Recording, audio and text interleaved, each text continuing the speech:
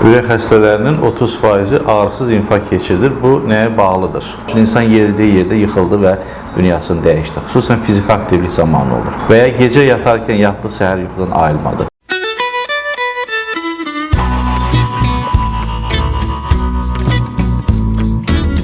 Bu daha çox bilirsiniz ki, hal-hazırda dünyada ürək xəstəlikləri dedikdə onların içində birinci yerdə ürəyin işemik xəstəlikləri gəlir və ürəyin işemik xəstəlikləri içində də aydındır ki, birinci yerdə insanların elə ürək xəstəliyi deyəndə ağıllarına ilk gəldiyi xəstəlik miokard infarktıdır. Söhbət miokard infarktından gedir burada. Yəni, ağrısız keçən miokard infarktından söhbət gedir.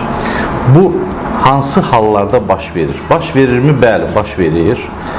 Daha çox şəkərli diabet kimi tanıdığımız miokard infarktın major risk faktorlarından birində baş verir. Əlbəttə ki, şəkərli diabet zamanı diabetik neyropatiya dediyimiz, yəni sinir ucları iltihaba uğradığı üçün bəsit formada desəm, pasiyentlər ağrı şikayəti hiss etmirlər. Bu kimə aiddir?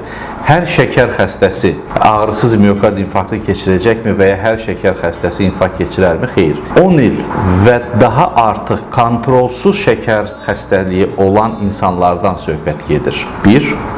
Və şəkərli diabet 10-15 il yanaşı digər major risk faktoru da varsa, misal üçün arterial hipertoniya, qanda aşağı sıxlıqlı lipoprotein dediyimiz bəd xassəli, yəni belə deyək, xolesterin fraksiyasının artıq olması, aktiv siqaret istifadəsi, genetik risk faktoru, bu da çox önəmlidir, varsa, belə hallarda, bəli, ağrısız formada miokard infarktı pasiyentlər keçirə bilərlər. Bir çox pasiyentlərim hətta müayinəyə təsadüfən başqa bir müayinələr sırasında ürəyinin atım fraksiyası dediyimiz ürəyin yığılma gücünün normadan çox aşağı olduğunu, sadəcə təngi nəfəsli şikayətim var deyərək gələn insanlar var. Sonradan fərqinə varmış olurlar. Bəzi insanlar isə bu qədər şanslı olmur, hətta həyatlarını itirmiş olurlar. Misal üçün, insan yeridiyi yerdə yıxıldı və dünyasını dəyişdi. Xüsusən fiziki aktivlik zamanı olur. Və ya gecə yatarkən yatdı, səhər yuxudan ayılmadı. Bu insanlarda çox damar xəstəliyi, şəkərli kontrolsuz şəkər xəstəliyi sayəsində formalaşır